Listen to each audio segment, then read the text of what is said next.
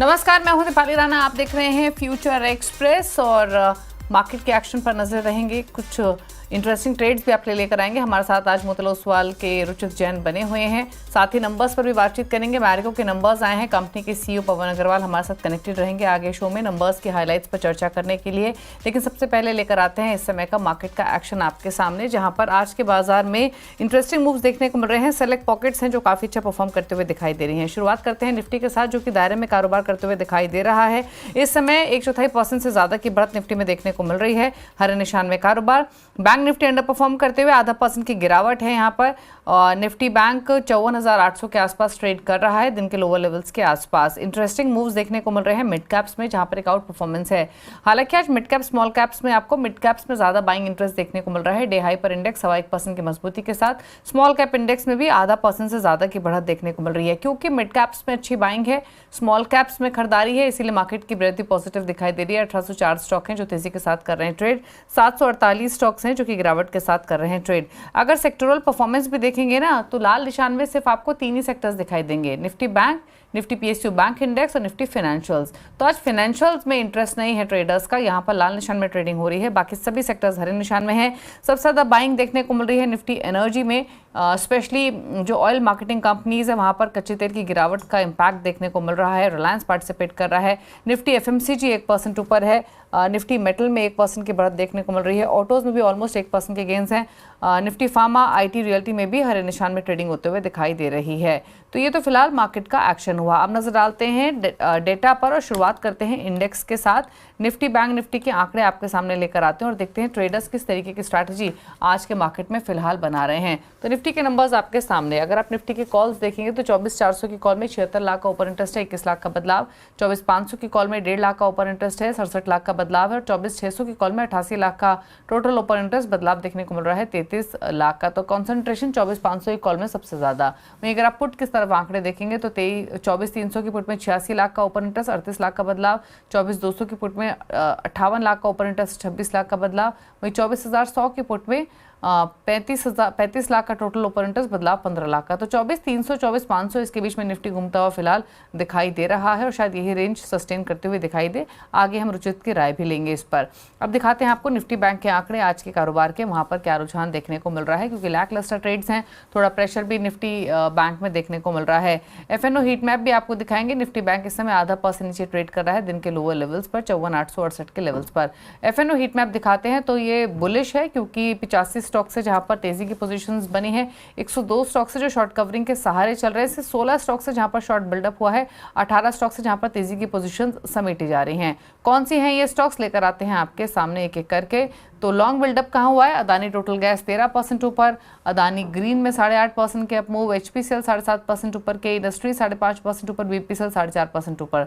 Short covering कहां है? Adani enterprises, Adani ports, Adani energy solutions, Trent, IGL, जहां पर शॉर्ट कवरिंग के सहारे तेजी बनी है और 4% से लेकर 7% के अप मूव देखने को मिल रहे हैं। शॉर्ट बिल्डअप कहां है? एसबीआई 2% नीचे, ओएनजीसी 2% नीचे, डॉक्टर रेड्डीज 1.5% नीचे, एक्सिस बैंक 1% नीचे, मैक्रोटेक डेवलपर्स 1% नीचे है। तेजी की पोजीशन समेटने के कारण जो स्टॉक्स नीचे हैं उसमें कोटक बैंक 4.5% नीचे, इंडसइंड बैंक 0.5% नीचे, आईसीआईसीआई लोम्बार्ड 0.5% नीचे और 0.5% नीचे ओरेकल और जेएसडब्ल्यू स्टील कारोबार करते हुए दिखाई दे रहे हैं।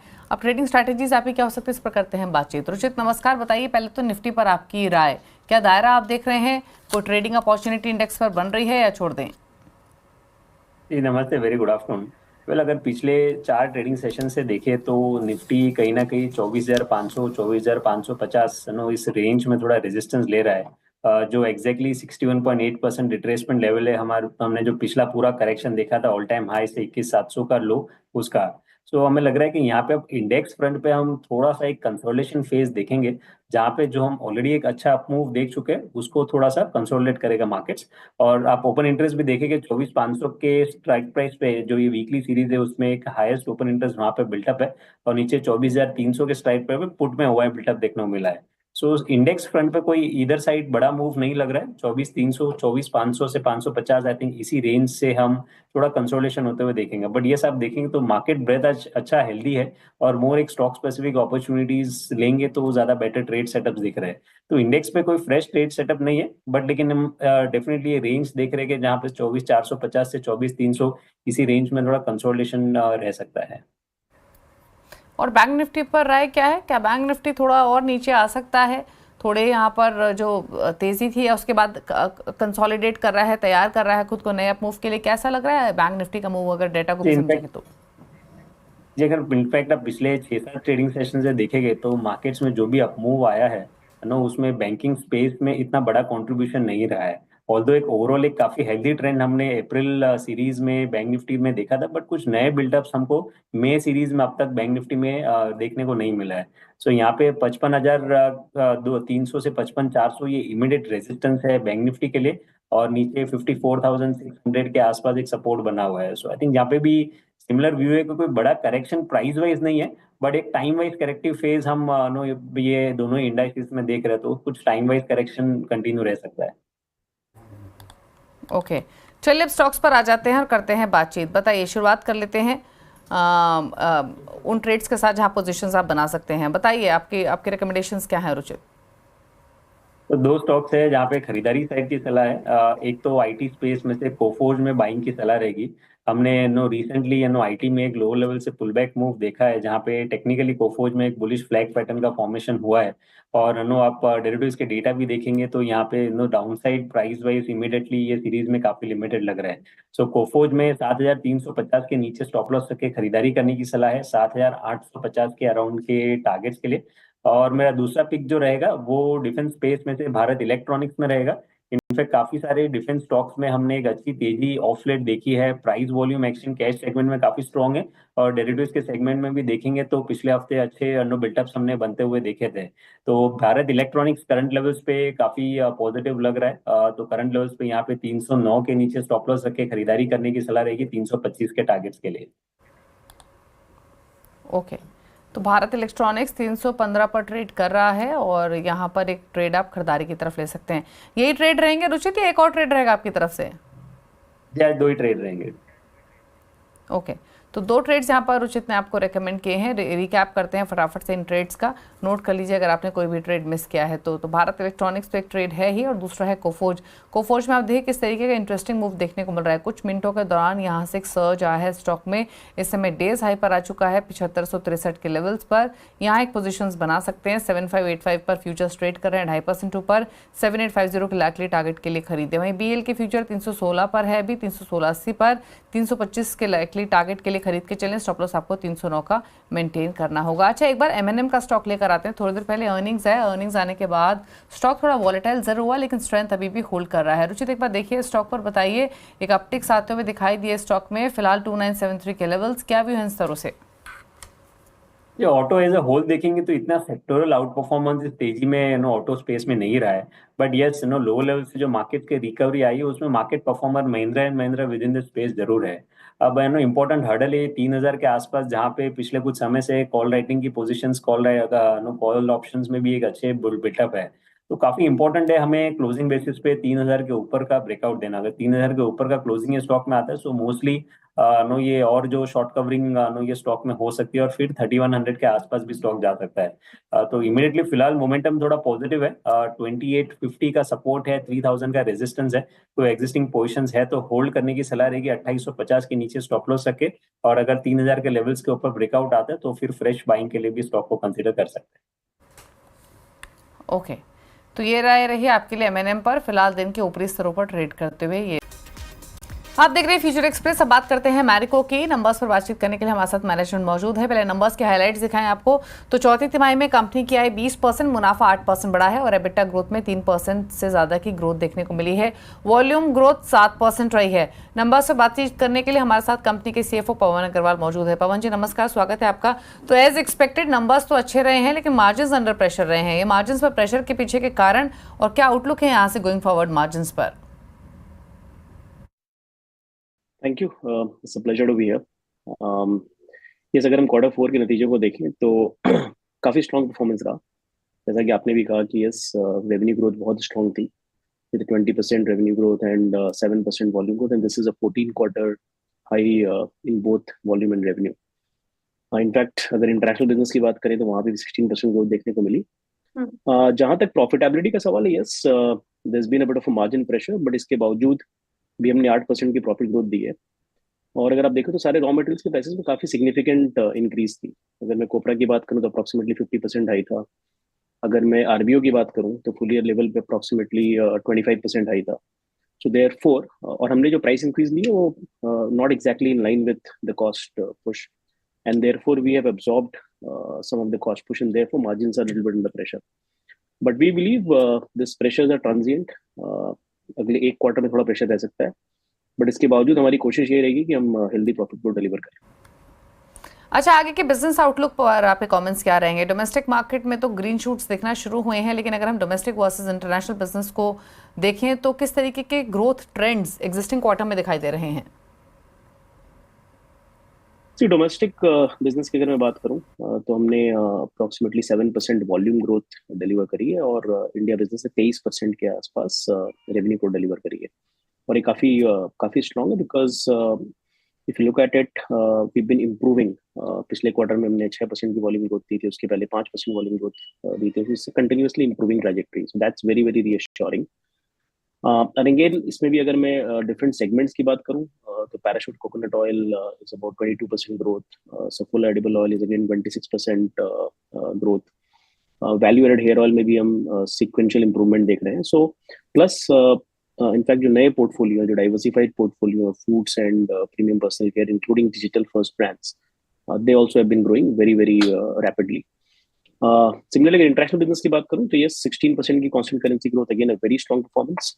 Again it was very very broad based. So अगर आप देखो तो बांग्लादेश में हमने भी डबल डिजिट ग्रोथ दी है, बाकी टेरिटरीज में डबल डिजिट ग्रोथ दी, और हम ऐसा उम्मीद करते हैं कि आगे जाते हुए भी इंटरनेशनल बिजनेस की डबल डिजिट ग्रोथ की ट्रैजेक्टरी कंटिन्यू रहेगी। अच्छा, जो रिसेंटली प्रोडक्ट्स आपने लॉन्च किए उन्होंने किस तरीके की परफॉर्मेंस दिखाई है, स्पेशली प्रीमियम और डिजिटल फर्स्ट सेगमेंट में? सो इनफैक्ट अगर आप नए पोर्टफोलियो की बात करो तो एक डाइवर्सिफाइड पोर्टफोलियो जिसको हम कहते हैं, जिसका कंट्रीब्यूशन अप्रोक्सीमेटली 10-11% था 2 साल पहले, अब वो 22% के आसपास पहुंच गया, तो which means they have been growing at 40-50% plus. So foods business and premium personal cares which includes digital first brands is now almost touching 2000 crores. सो हमने एक डाइवर्सिफिकेशन का एजेंडा लिया था इन FY20। उस समय कंट्रीब्यूशन अप्रोक्सीमेटली 5-6% के आसपास था, और हमने कहा कि हम कुछ सालों में इसको 25% लेकर के जाएंगे, and that is where we are. So we believe these growth portfolios will continue to fire and will continue to grow at 25% plus. अच्छा, अगर हम आगे की डिमांड ट्रेंड्स देखें तो किस तरीके का रुझान देखने को मिल रहा है रूरल मार्केट में वर्सेस अर्बन मार्केट में? एंटिसिपेशन तो ये है कि अर्बन मार्केट से तेजी के मुकाबले तेजी से रिकवरी रूरल मार्केट में रहेगी। आप क्या कहेंगे इस पर, rural versus urban demand trends पर? जहां तक FMCG सेक्टर का सवाल है, rural growths have been better than urban growths. As far as Marico is concerned we have seen similar growths, because हमारा जो प्रीमियम सेगमेंट है that has been growing quite rapidly, and that caters to the urban segment. In fact, 70% of our portfolio is more urban centric, and given the kind of we believe that urban definitely has tailwinds going ahead, because if you look at food inflation, retail inflation has been going down, income tax की जो रियायत मिली थी उसका benefit भी FY26 में आएगा. So therefore, for us, it's been similar, and we believe going ahead also the growth trajectory should improve. अच्छा, आगे जाते हुए क्या आपका आउटलुक है? कोई एक्विजिशन, कोई एक्सपेंशन प्लान, कोई आगे के लिए प्लान्स आपके? हमने पिछले 3-4 सालों में काफी एक्विजिशंस किए हैं। डिजिटल फर्स्ट ब्रांड्स अगर आप देखो तो हमने 4 डिजिटल फर्स्ट ब्रांड्स लिए, ओवरसीज में भी हमने एक्विजिशन करी है, और वो सारी एक्विजिशंस काफी अच्छी रही हैं। All of them have been growing pretty well. So we will be opportunistic, अगर कोई अच्छी अपॉर्चुनिटी मिलेगी तो बिल्कुल करेंगे, but as of now our focus is to disproportionately grow this part of the portfolio. FY26 के लिए आउटलुक क्या रहेगा, कंसिडरिंग अच्छे मॉनसून की एक्सपेक्टेशंस है इस बार? So I think there are good demand and consumption drivers for FY26. For example, retail food inflation has been going down. जैसा कि आपने कहा, मॉनसून के अच्छे आसार हैं। इसके अलावा MSPs में हाइक है, एंड जैसे कि मैंने पहले कहा, इनकम टैक्स की रियायत का बेनिफिट पूरे FY26 में आना चाहिए। So these are good demand drivers. और उस कॉन्टेक्स्ट में अगर मैं मैरिको की बात करूँ तो मैरिको में जैसे मैंने पहले भी कहा कि हम एक इम्प्रूविंग ट्रैजेक्टरी देख रहे हैं, और हम काफी कॉन्फिडेंट हैं कि going ahead also in all the parameters, चाहे वो वॉल्यूम ग्रोथ हो, चाहे रेवेन्यू ग्रोथ हो, चाहे इंटरनेशनल बिजनेस की ग्रोथ हो, इन सब में हम बहुत कॉन्फिडेंट है कि हमारी ग्रोथ ट्रैजेक्टरी इंप्रूव होती रहेगी and we believe for double digit revenue growth is something which we should be able to deliver with the improved volume growth in FY26 as well as even though there are cost push pressures at this point in time but हमको लगता है कि हम कोशिश करेंगे कि double digit profit growth भी deliver कर सके। चलिए शुक्रिया पवन जी आने के लिए शो में और अर्निंग्स पर आउटलुक देने के लिए। गुड लक आपको कमिंग क्वार्टर्स के लिए। स्टॉक पर एक राय ले लेते हैं। रुचित एक बार देखिए मैरिको को स्ट्रॉन्ग स्टॉक रहा है पूरे एफएमसीजी पैक में 4% ऊपर अभी भी, क्या व्यू है? यस इनफैक्ट एक काफी अच्छा परफॉर्मेंस ये स्टॉक ने अपने सेक्टर के कंपैरेटिवली रिसेंटली दिखाया है और पिछले कुछ दिनों में जो भी छोटे मोटे करेक्शंस भी आए हैं स्टॉक अपने 20 डे के सपोर्ट भी ब्रेक नहीं हुआ है और आज फिर से पॉजिटिव मोमेंटम स्टॉक ने रिज्यूम किया है। सो ओवरऑल ट्रेंड काफी स्ट्रॉन्ग है स्टॉक का। आई थिंक पोजिशनली ये स्टॉक में 750 760 तक के लेवल्स आने चाहिए, तो करंट लेवल्स पे भी रिस्क रिवॉर्ड रेशियो फेवरेबल है यहाँ पे खरीदारी करने के लिए। मेरे हिसाब से 705 के नीचे स्टॉप लॉस लेके फ्रेश बाइंग भी स्टॉक में की जा सकती है 760 के अराउंड के टारगेट्स के लिए। ओके चलिए रुक रहे हैं इसी के साथ एक ब्रेक के लिए, लौटेंगे तो लेकर आएंगे आज का सस्ता ऑप्शन, जल्द वापस आते हैं। तो सब यहाँ से सीधे रुक करते हैं आज के सस्ते ऑप्शन का। जानते हैं रुचित से एक सस्ता ऑप्शन आज के लिए, बताइए रुचित। जी अगर थीमेटिक बात करें तो हमें लग रहा है कि डिफेंस एज अ थीम जो है वो हमें और भी इस सीरीज में पॉजिटिव लग रही है। ये सीरीज की शुरुआत से ही आप डिफेंस थीम में चाहे आप कैश सेगमेंट में देख ले या F&O में काफी अच्छी पोजीशंस बनी है। तो HAL नो यहाँ पे काफी बुलिश सेटअप है कि जहाँ पे लॉन्ग पोजीशंस बनी हुई है वो अभी भी इंटैक्ट है। तो HAL में 4600 का कॉल ऑप्शन यहाँ पे खरीदारी करने की सलाह रहेगी, जो करंटली 175 180 की रेंज में ट्रेड कर रहा है। ये यहाँ से 120 के स्टॉप लॉस रख के खरीदारी करे और 280 के अराउंड के टारगेट्स आप इस ऑप्शन में नियर टर्म में एक्सपेक्ट कर सकते हैं। ओके चलिए, तो हिंदुस्तान एरोनॉटिक्स का कॉल ऑप्शन आप ले सकते हैं। 4600 का कॉल ऑप्शन लेने की सलाह है, जो फिलहाल ट्रेड कर रहा है 188 रुपये के आसपास। 280 का लक्ष्य है, 120 का स्टॉप लॉस आपको रखना होगा। अच्छा ऑयल मार्केटिंग कंपनीज पर एक राय ले लेते हैं। ऑलरेडी एक अच्छी स्ट्रेंथ देखने को मिली है, बट HPCL BPCL IOC कोई भी स्टॉक ऐसा लग रहा है कि रुचित जहाँ पर नया ट्रेड इनिशिएट किया जा सकता हो? ट्रेंड तो काफी स्ट्रॉन्ग है और जो फैक्टर्स भी है जैसे ब्रेंट हमने आज 70 के नीचे जाते हुए देखा, USD INR रिसेंटली अच्छा करेक्शन आया है। तो हमें लग रहा है कि ये दोनों ही फैक्टर्स OMCs के लिए क्योंकि पॉजिटिव है तो इसीलिए आपको रिलेटिव आउट परफॉर्मेंस कंटिन्यू रहेगा। बट पिछले 2 ट्रेडिंग सेशन में ऑलरेडी एक अच्छा अपमूव आ चुका है, तो बाय एंड डिप्स की रणनीति रखने की सलाह रहेगी। छोटे मोटे डिप्स अगर मिलते हैं तो HPCL को 400 के अराउंड अगर आता है, 411 पे ट्रेड हो रहा है तो 400 के अराउंड आता है तो वहां पे खरीदारी करें 390 के नीचे स्टॉप लॉस रखे और 420 422 के अराउंड के टारगेट्स के लिए। ओके तो HPCL BPCL IOC तीनों ही स्टॉक स्ट्रॉन्ग दिखाई दे रहे हैं आज के सेशन में और दिन के ऊपरी स्तरों पर कारोबार करते हुए आज के सेशन में। अच्छा एक बार इंडिगो का स्टॉक लेकर आते हैं और देखते हैं ये स्टॉक में किस तरीके का एक्शन आज के कारोबार में देखने को मिल रहा है। एक स्ट्रॉन्ग परफॉर्मर ये रहा है और स्टॉक देखिए आज भी 3.5% ऊपर है। कच्चे तेल की कमजोरी पॉजिटिव इंटरग्लोब एविएशन के लिए भी, लेकिन स्टॉक एक अपनी ही चाल चला है। एक बार देखिए इंडिगो और बताइए कैसे लग रहा है ये स्टॉक? ये भी यहाँ से और पॉजिटिव डायरेक्शन में कंटिन्यू रह सकता है। पिछले हफ्ते हमने थोड़े से करेक्शन आते हुए देखे थे स्टॉक में, बट स्टॉक ने अपने 20 डे में ब्रेक नहीं किए और इनफैक्ट सपोर्ट लेके फिर से आज अपट्रेंड का मोमेंटम रिज्यूम किया है। बिल्डअप भी अच्छा है कि जहाँ पे फ्रेश लॉन्ग फॉर्मेशन दिख रहे हैं, तो करंट लेवल्स पे भी हमें लग रहा है कि इंडिगो में एक रैली कंटिन्यू रहेगी। तो करंट लेवल्स पे भी 5350 के नीचे स्टॉप लॉस रख के खरीदारी कर सकते हैं 5850 के अराउंड के टारगेट्स के लिए।